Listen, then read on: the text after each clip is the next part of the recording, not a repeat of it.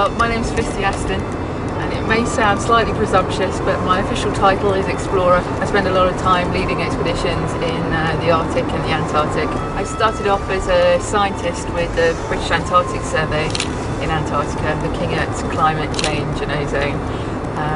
But now I've become more involved in the expedition side of things. But now I'm off to a different South Pole, the South Pole in County Kerry, on the west coast of Ireland, in the small village of Annascaul.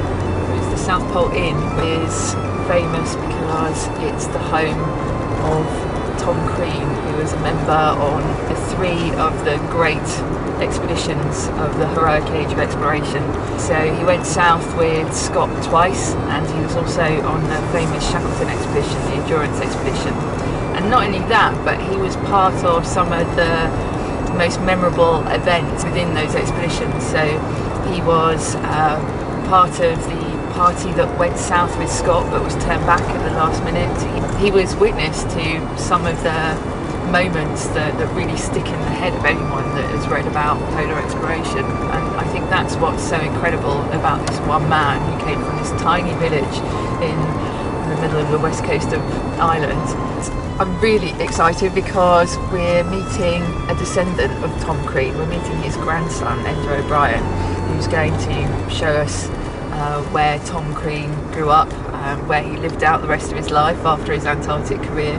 And I think that will really give us an insight into who Tom Crean was. Enda. Hello, I'm Felicity. Nice to meet you. Please come in.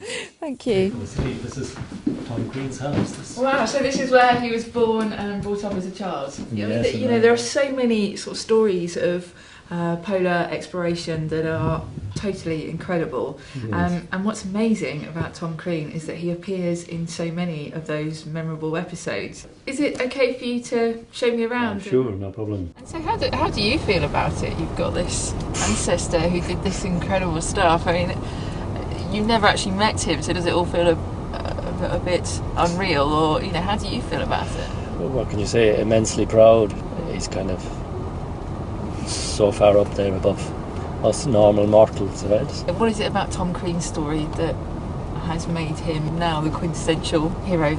I suppose he comes from a normal background. He wasn't an officer, he wasn't gentry, he wasn't from an elite class or anything like that. He was just an ordinary guy, right? There's so many little episodes in the story that, to me, just ring so true. Like when he decided to volunteer, you know, a lot of people can't understand why he would volunteer to go on this adventure that you might not return from, to a place where no one had been before. But to me, I'm like, well, why wouldn't you want to volunteer? You know, I really identify with that.